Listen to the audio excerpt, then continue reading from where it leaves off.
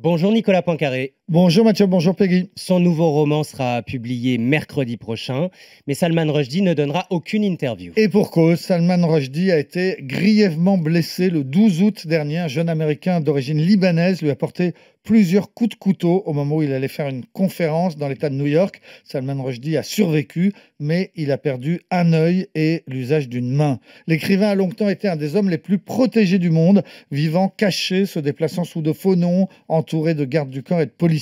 Je l'avais interviewé il y a une dizaine d'années pour un livre où justement il parlait de l'enfer de cette vie clandestine. À Paris, la rue de son hôtel avait été fermée plusieurs jours par la police. Tout cela après donc la publication d'une fatwa iranienne. Une fatwa, c'est un décret religieux qu'il avait condamné à mort en offrant une forte récompense à quiconque parviendrait à le tuer. C'était en 1989.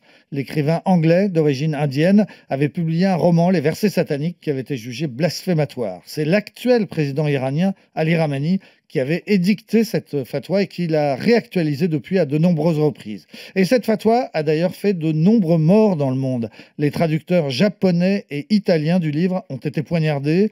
2 religieux musulmans qui avaient critiqué la fatwa ont été assassinés à Bruxelles. Des violences ont eu lieu partout dans le monde.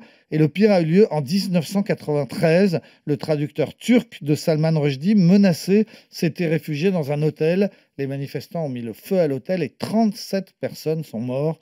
Depuis, Salman Rushdie est vraiment le symbole et la victime de la plus grave atteinte contre la liberté de penser et la liberté d'écrire. Son prochain roman, qui sort donc mercredi, s'appelle Victory City. Oui, c'est l'histoire d'une petite fille de 9 ans qui vit dans l'Inde du XIVe siècle et qui, avec des pouvoirs magiques, contribue à créer une ville qui se libère du pouvoir des hommes et où les femmes peuvent vivre sans se voiler et sans se cacher. Alors bien sûr, on y voit aussitôt un hommage à la révolte des femmes en Iran, mais on a sans doute tort parce que le livre a été écrit avant les événements actuels et parce que Salman Rushdie est d'abord un écrivain mondialement reconnu.